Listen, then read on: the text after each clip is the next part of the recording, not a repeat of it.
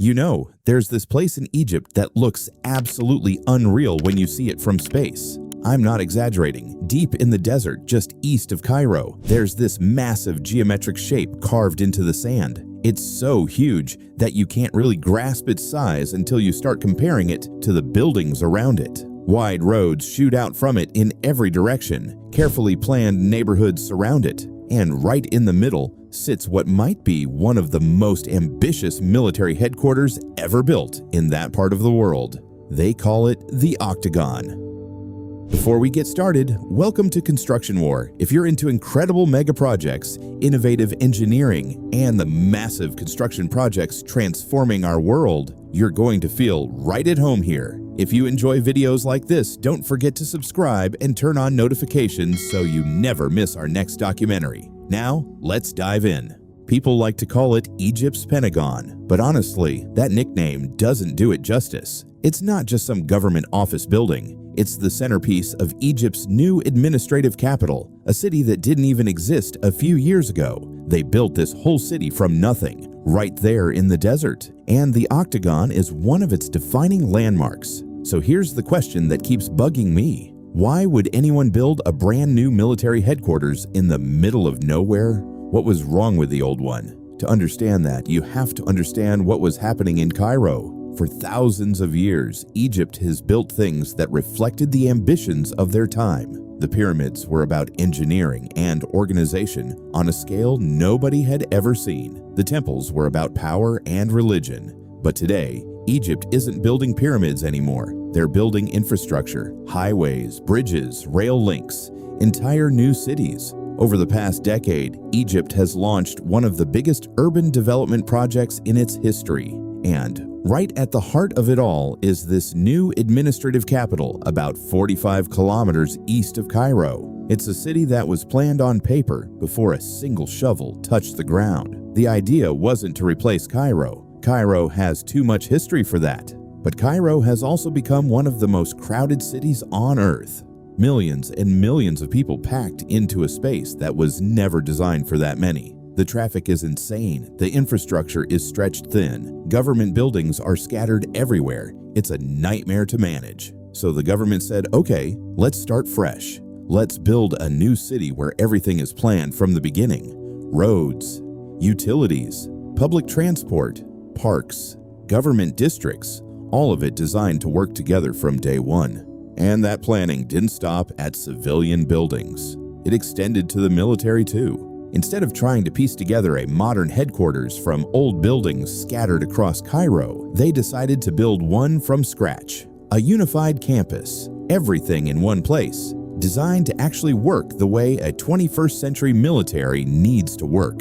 This is one of those things that sounds simple, but is actually a huge deal. In most cities, buildings just kind of happen. Someone builds something here, someone else builds something there, and over time, everything gets stitched together in a messy patchwork. But when you're building a new city from nothing, you get to do things differently. You get to plan the roads before the buildings go up. You get to design security zones into the master plan. You get to install utilities and fiber optic cables and everything else before the first foundation is even poured. The Octagon is a perfect example of that philosophy. It sits inside the strategic command area of the new administrative capital, surrounded by wide roads and infrastructure that was designed specifically for it. There's no squeezing into tight spaces, no making do with old roads that weren't built for heavy traffic. Everything is spacious, everything is orderly, everything was planned. And honestly, that's kind of beautiful in its own way.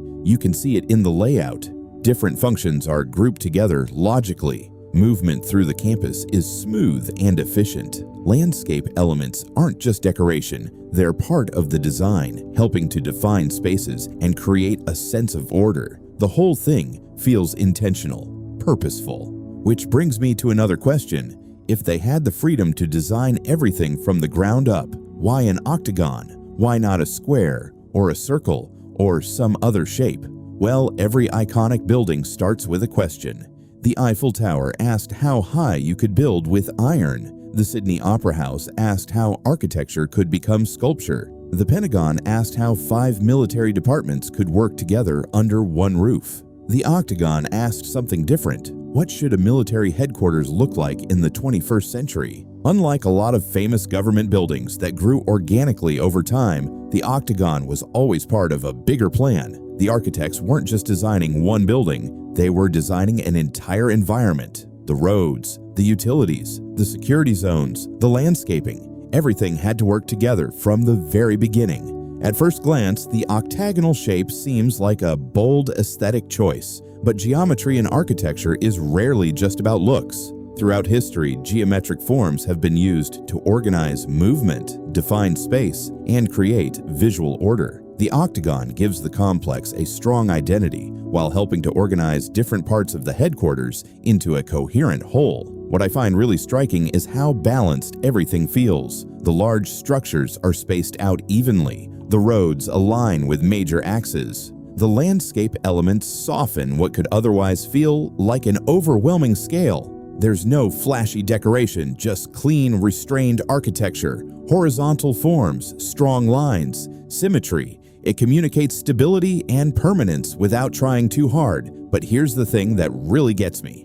The most impressive feature isn't the building itself. It's the empty space around it.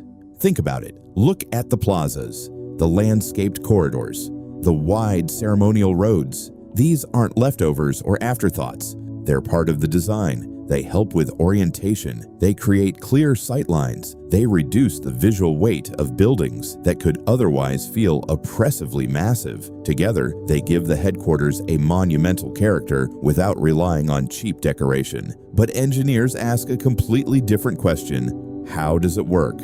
Because behind every landmark building, there's another project that almost nobody ever notices, the invisible one. Long before the first wall went up, engineers were already transforming the desert beneath the site. Massive earthworks reshaped the terrain. Underground utility corridors were laid out. Electrical systems were planned. Water networks were installed. High-capacity communications infrastructure was routed through the site. In a project this big, these hidden systems are just as important as the buildings above them.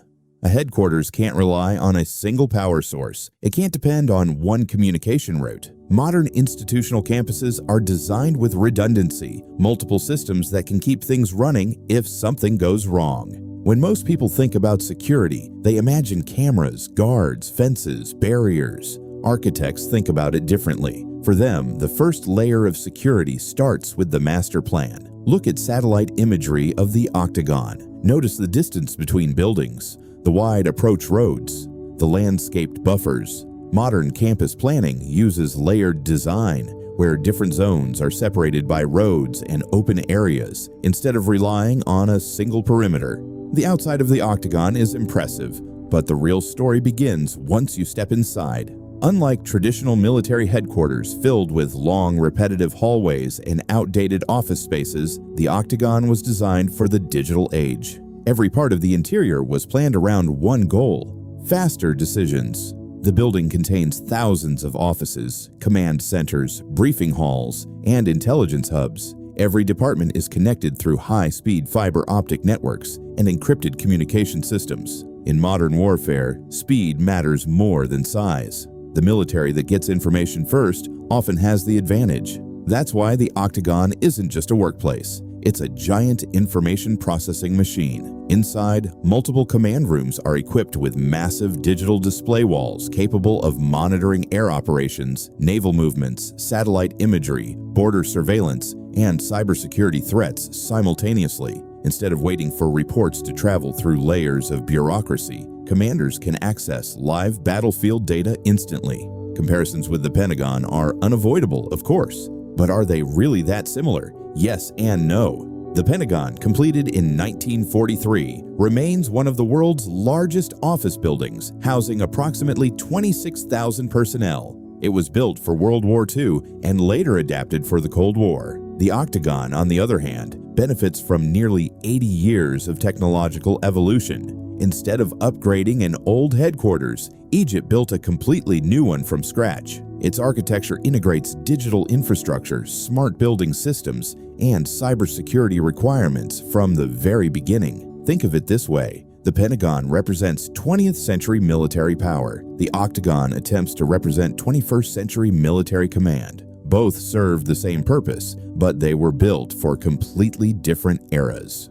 Another major difference lies in symbolism. The Pentagon became a global icon after decades of American military influence. The Octagon is trying to achieve something different. It's a statement, a declaration that Egypt sees itself as a regional military leader with ambitions extending far beyond its borders. Whether viewed as strategic planning, national prestige, or geopolitical messaging, the Octagon has already succeeded in attracting global attention. So, is the Octagon really Egypt's Pentagon? In terms of function, absolutely. In terms of architecture, it's even more futuristic. In terms of symbolism, it represents Egypt's ambition to position itself among the world's most capable regional military powers. Whether history ultimately places it alongside the Pentagon remains to be seen. That will depend not on concrete or steel, but on how effectively it performs when history puts it to the test. Because impressive buildings don't define military strength.